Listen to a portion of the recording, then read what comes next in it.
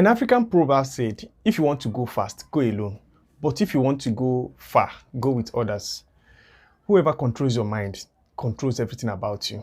You're welcome to my channel. I'm Ifeanyi Chukwani, and on today's episode, we're going to discuss the colonized mind. Did you see how Africans that went for the Queen's funeral were packed inside the bus like sardines? Someone even asked the question that has something happened to them, and I didn't have an answer to that. This reminds me of the words of Chinua Achebe. He said that when a rich man is sick, the poor man goes to his house to tell him sorry and wish him a quick recovery. But when a poor man is sick, he waits until he recovers and he goes to the rich man's house to now tell him that he had been sick. Give it or take it, or just leave it. The truth is that the world continues its domination and exploitation, though now under a new name called globalization. Frank Fanon said, imperialism leaves behind germs of rot which we must detect and remove from our land, as well as from our minds. Since our independence from the colonial masters, African countries have faced many socioeconomic challenges. Our development and lack of development raises old and new questions about our independence. I mean, almost all African countries got our independence in the 20th century, but the colonial legacy still lingers in our governance systems. Policies that fulfill the colonial agenda are usually prioritized above those that encourage civic engagement, and this affects our development as a people. Most African countries frown at having the youth at the center of decision making in our countries or discussions that affect the continent, forgetting that the youth needs to be empowered above colonial elements in order not to repeat past mistakes from reoccurring. This is just a sign of the fact that we are still colonized in our minds. It is a known fact that the British stole bronzes used in decorating the Benin Kingdom and also stole one of the most important artifacts in the world, which is the Rosita Stone, which was first used to understand ancient Egyptian writing, and that also helped us to discover about 3 writings. I believe it should be returned. However, what was stolen from Africa is not as important as in the kind of mindset we Africans have now. I mean, that mindset that is always fixated with what is happening outside and what is happening in our backyard. This is 2022, and Africans are still trading themselves in Libya, but we are not interested in that. You know, you can blame someone to have made you fall, but you can't keep blaming them if you refuse to rise. Racism will never stop. It is high time we Africans jettison this slave mindset and start holding our leaders to account. We have to take ownership of our shortcomings. We have to hold folks that spend our tax money to account. I mean, what stops Africans from trading with each other just the way we are trading with the West? Why do we need to change our money to dollars when we want to trade with a fellow African country? Why are our rivers not navigable? Why do Africans have to produce and only export raw materials? When you check these things, you find out that even after 60 years, we are still colonized in our minds. I read a book, Super Imperialism, written by an American economist, Hudson, in 1972.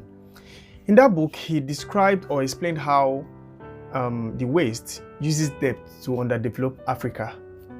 He also granted an interview sometime, and where he was asked the question, the difference between African debt and American debt. And he said, America will never pay their debts. It doesn't have to, because her debt is in her currency. And what I deduced there is that for Africa to grow, Africa will have to actually have a single currency, just like Europe has. And then in my course of research, I also researched about the World Bank policies, World Bank and the IMF policies as regards Africa and third world countries. And I found out that the World Bank and the IMF policy is such that Africans are only expected to grow export crops, which they need to export in order to have an oversupply of cocoa and other tropical raw materials. This is why the cobalt mine in Congo will always be sustained in order to supply Apple, Microsoft, and Tesla with the amount of cobalt they need. This is why Ghana and Ivory Coast contribute to about 70% of all cocoa supply in the world, but they remain underdeveloped. A fact we must know as Africans is that Africa is historically fundamental to the global prosperity of most advanced countries.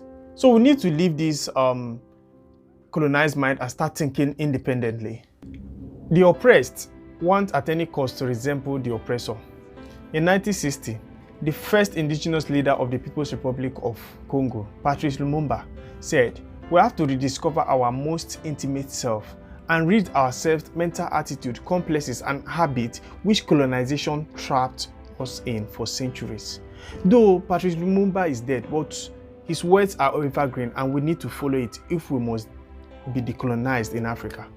A colonized mind will fight the oppressed just to keep the oppressor alive. I think the reason we struggle so much in Africa is because the kind of mindset we have so far was sent to us. But I doubt so, because we can actually change it if we want to. 7 out of 10 Africans will blame slavery and colonization for the underdevelopment in Africa. This is a sick mindset. Very few will talk about the unethical conduct of African leaders today. The truth is that most of us still have this perception that what is happening to us today can be traced to the fact that some people did something wrong centuries ago and it is affecting us such that we cannot progress over it.